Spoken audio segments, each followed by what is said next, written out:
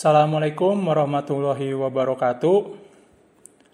Bertemu lagi dengan Bapak di mata pelajaran mesin listrik pembangkit untuk kelas 12. Nah, di sini kita akan membahas di mana kompetensinya yaitu yang pertama itu kita membahas terlebih dahulu apa itu skema pembangkitan, kita mengulas kembali. Terus selanjutnya pemasangan kabel pada terminal mesin listrik. Terus selanjutnya yaitu mengoperasikan mesin listrik pembangkit. Dan yang terakhir menguji unit mesin listrik pembangkit. Nah, sebelum berlanjut mari kita ingat kembali apa itu gaya gerak listrik. Nah, bisa dibaca juga yaitu pada eksperimen yang dilaksanakan oleh Michael Faraday, di mana saat kutub unsur utara magnet digerakkan mendekati kumparan, maka jarum galvanometer akan membias. Nah, di sini contohnya membias ke kanan, begitupun sebaliknya, maka akan membias ke kiri. Namun ketika tidak digerakkan, tidak membias sama sekali. Nah, peristiwa ini muncul arus listrik yang dinamakan induksi elektromagnetik. Nah, beda potensial yang timbul salah satu ujung-ujung kumparan yang bisa dinamakan dengan gaya gerak listrik induksi. Nah, itu GGL ya. Bisa dilihat gambarnya. Oke. Nah, di sini ada contoh skema. Bisa dilihat ini pembangkit listrik tenaga air. Nah, kita sebelum memulai masuk pemasangan, kita harus memahami terlebih dahulu atau mengingat kembali bagaimana proses pembangkitan listrik dari sumber energinya, yaitu contohnya ini untuk PLTA air, sampai benar-benar bisa menghasilkan listrik. Nah, ini untuk yang pertama ada waduk, yaitu tempat penampungan air. Terus selanjutnya main gate, yaitu pintu utama air yang masuk ke reservoir. Yang ketiga ada bendungannya. Nah, di sini bendungannya kelihatan ya besar. Nah, itu penahan laju sungai. Terus selanjutnya ada penstock. Nah, penstock yaitu pipa yang menyalurkan air dari waduk ke pembangkit. Terus yang kelima itu ada katup utama, katup buka tutup. Yang keenam turbin yang digerakkan sama air. Nah, di sini turbin yaitu mengubah dari energi kinetik menjadi energi mekanik. Nah, harus ingat itu ya. Terus selanjutnya generator, yaitu mengubah energi mekanik menjadi energi listrik. Terus ada drop tube, penampungan air. Nah, air ini ya, drop tube ini sebelum dibuang airnya. Terus tail race, pembuangan air. Nah, dari generator yang menghasilkan listrik itu kemudian didistribusikan atau disalurkan ke trapo. Dari generator itu ya, ke trapo, yaitu pengubahan listrik. Di sini trafonya di step up, jadi listrik dari tegangan rendah ke tegangan tinggi. Kemudian di switch langsung ke switchyard, yaitu pengatur listriknya, jaringan listrik, switchyard. Terus selanjutnya kabel transmisi. Nah, kabel transmisi ini untuk distribusi listrik.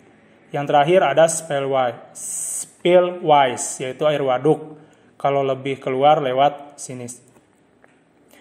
Nah, Bapak akan mengambil salah satu contoh lagi untuk pembangkit listrik tenaga panas bumi atau PLTP. Nah, di sini ada dari Indonesia Power diagramnya PLTP Kamojang.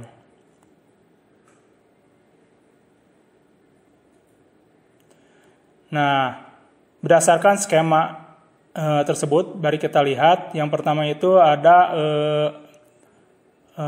sumur produksi dulu ya. Jadi dari sumur produksi yaitu tempat untuk menghasilkan uap panas yang nanti akan didistribusikan. Terus selanjutnya receiving header. Nah, di sini receiving header merupakan tabung silinder yang berfungsi sebagai tempat penampung uap sebelum dialirkan untuk menggerakkan turbin. Nah, uap dari sumur turbin tersebut itu kan tekanan barnya itu bervariasi, tidak semuanya sama. Nah, nanti ditampung di receiving header sehingga bisa dikendalikan. Nah, di sini dijelaskan juga tekanan pada receiving header selalu dijaga. Pengendalian tekanan ini dapat dilakukan dengan dua cara, yaitu pengendalian secara lokal dan pengendalian dari control room. Di dalam control room digunakan unit control desk untuk memantau dan mengontrol dari jarak jauh. Jika terjadi masalah, indikator yang berada pada unit control desk akan menyala. Nah, itu ya safety-nya, salah satu safety-nya. Jadi bisa dilihat dari control room. Terus selanjutnya yaitu fan struktur. Nah, di sini fan struktur bisa dilihat. Ada beberapa fungsi dari fan struktur, diantaranya sebagai heating, uap pada sistem pipeline. Katup pengaman akan membuang tekanan lebih apabila terjadi sudden trip di dalam steam receiving header. Jadi membuang tekanan lebih, sudah jelas ya. Serta menstabilkan tekanan agar tekanan masuk ke turbin konstan. Fan struktur ini terdiri dari dua bagian. Pada pengoperasiannya, setiap fan struktur ini digilir. Dalam penggiliran ini ada satu atau dua fan struktur yang dibuat standby agar tidak terjadi perawatan salas. Yaitu salah satunya bisa dijadikan mode standby. Namun jika fan struktur ini tidak dapat menahan tekanan dari uap panas dalam receiving header, maka rupture disk akan bekerja meledak. Rupture disk berfungsi untuk mengurangi tekanan secara paksa agar tidak merusak receiving headernya. Jika hal itu terjadi, maka sistem pembangkit listrik akan lumpuh total. Iyalah, otomatis kalau steam receiving header meledak, ya uapnya juga yang nggak bisa terdistribusikan ke generator. Di dalam fan struktur terpasang beberapa butterfly valve. Pengoperasian dari katup-katup ini menggunakan sistem pneumatik melalui elektropneumatis transducer dan menggunakan roda tangan untuk pengoperasian secara manual. Roda tangan kalian sudah banyak melihat ya, seperti itu. Terus katup-katup ini dibuka dan ditutup dengan menggunakan udara bertekanan yang diperoleh dari dua buah kompresor yang terdapat dari ruang fan struktur. Pengendalian kompresor, baik itu secara on dan off ini ya, dapat diatur dengan cara yang pertama itu bisa dilakukan secara otomatis. Nah, di sini Bapak menjelaskan sedikit bagaimana secara otomatis, yaitu kompresor akan start apabila tekanan di dalam sistem turun di bawah 2,5 bar. Nah, ini diambil contoh dari PLTP Kamojang ya. Kompresor akan mati dengan sendirinya ketika tekanan sudah melewati 6,5 bar. Jadi bar tekanan barnya. Terus selanjutnya secara lokal, yaitu salah satu atau dua kompresor dapat di start atau stop dari starting service dari stasiun service 380 volt switchboard. Yang terakhir itu secara remote, di mana satu atau dua kompresor dapat di start atau di stop dari rumah fan struktur.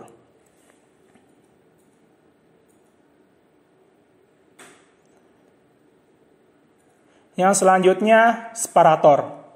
Nah, di sini separator, uap yang keluar dari sumur-sumur eksplorasi atau sumur produksi tidak sepenuhnya uap murni. Di sini bisa mengandung silika dan zat padat lainnya yang dapat menimbulkan penyempitan dan penurunan aliran uap serta meningkatkan tekanan pada steam chest press.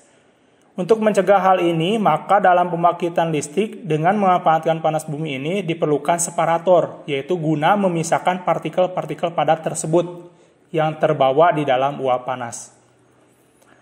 Fungsi dari separator adalah untuk memisahkan partikel-partikel seperti zat-zat padat, silika, bintik-bintik air, dan zat lainnya yang bercampur dengan uap panas yang masuk ke dalam separator. Kemudian zat lain yang terkandung dalam uap yang masuk ke dalam separator akan terpisah. Nah, separator ini yang digunakan dipakai adalah jenis cyclone berupa silinder tegak di mana pipa tempat masuknya steam dirancang sedemikian rupa sehingga membentuk arah aliran sentrifugal. Nah, itu di PLTP Kamojang ya. Yang selanjutnya yaitu demister. Nah, apa fungsi demister? Nah, demister ini merupakan suatu alat yang berfungsi untuk menangkap butiran-butiran air. Jadi yang tidak tertangkap di separator nanti bisa tertangkap di demister. Partikel-partikel lainnya yang lolos dari separator. Zat-zat yang lolos tersebut dapat menyebabkan terjadinya timbunan di dalam turbin dan dapat menyebabkan kerusakan pada sudu-sudu turbin. Uap masuk dari atas demister langsung menabrak mengerucut karena perbedaan tekanan dan berat jenis. Maka butiran air kondensat dan partikel-partikel padat yang terkandung di dalam uap panas akan jatuh. Uap bersih baru akan masuk ke saluran keluar yang sebelumnya melewati saringan terlebih dahulu dan untuk selanjutnya diteruskan ke turbin. Kemudian selanjutnya turbin. Turbin merupakan suatu alat penggerak mekanik yang nantinya dikoppel ke generator untuk menghasilkan energi listrik. Turbin yang digunakan di unit pembangkit Kamojang yaitu turbin tipe single cylinder double flow yang merupakan kombinasi dari turbin aksi impuls dan reaksi. Yang membedakan antara turbin aksi dan reaksi adalah pada ekspansi uapnya. Uap yang masuk ke dalam turbin jumlahnya cukup banyak dikarenakan pada PLTP tekanan uap yang digunakan cukup rendah. Turbin tersebut dapat menghasilkan daya listrik kurang lebih 55 MW per unit aliran ganda dengan putaran 3000 RPM. Nah, terus selanjutnya generator.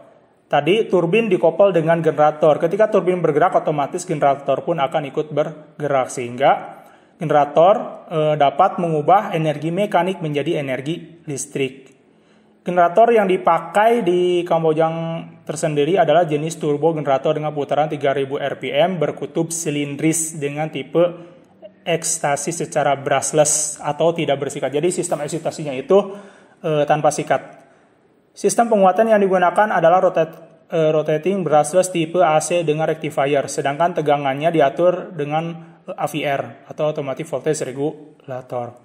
Tegangan generator yang dihasilkan sebesar 11,8 kV dengan daya 30 MW untuk unit 1, sedangkan 55 MW untuk unit 2 dan 3. Selanjutnya, uap yang dari turbin itu nanti dikeluarkan atau disalurkan ke kondensor adalah suatu alat untuk mengkondensasikan uap bekas dari turbin dengan kondisi tekanan yang hampa. Uap bekas dari turbin masuk dari sisi atas kondensor, kemudian mengalami kondensasi sebagai akibat penyerapan panas oleh air pendingin yang diinjeksikan melalui spray nozzle. Uap bekas yang tidak terkondensasi dikeluarkan dari kondensor oleh ejektor. Nah, kemudian air kondensat dipompakan oleh dua buah pompa pendingin utama, main cooling water pump, ke menara pendingin. Nanti kita berlanjut ke menara pendingin, cooling tower untuk didinginkan, didinginkan selanjutnya untuk disirkulasikan kembali. Nah, kita bahas dulu main cooling water pump. Main cooling water pump ini adalah pompa pendingin utama yang berfungsi untuk memompakan air kondensat dari kondensor ke cooling tower.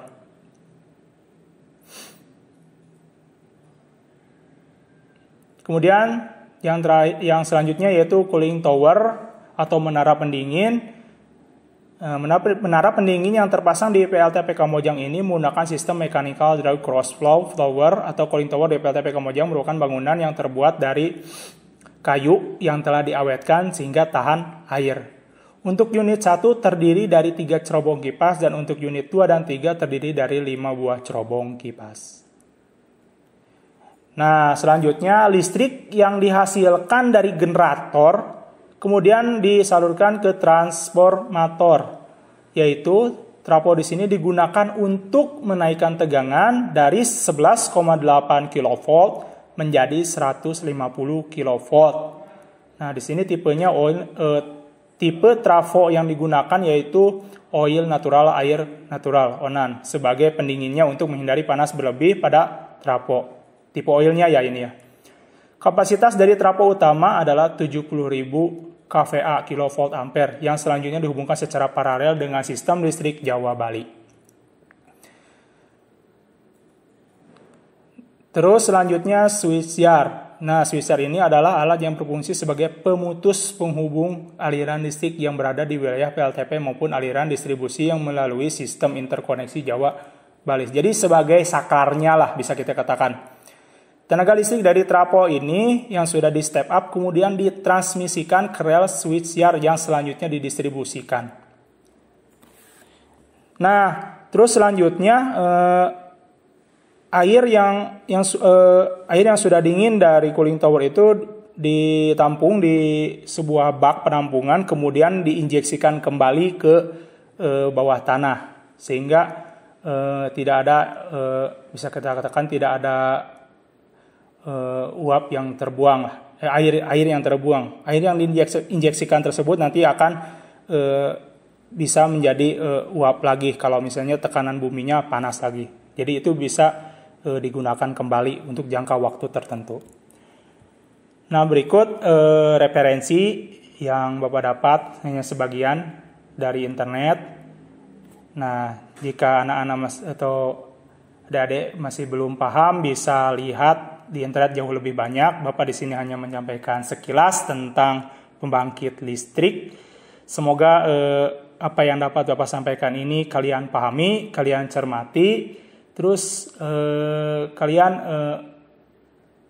boleh pikirkan kembali. Kemudian jika ada yang kurang mengerti atau misalnya kurang paham, bisa tanyakan ke Bapak. Insya Allah akan Bapak jawab secepatnya. Terima kasih atas segala perhatiannya. Untuk pembelajaran hari ini sekian. Assalamualaikum warahmatullahi wabarakatuh.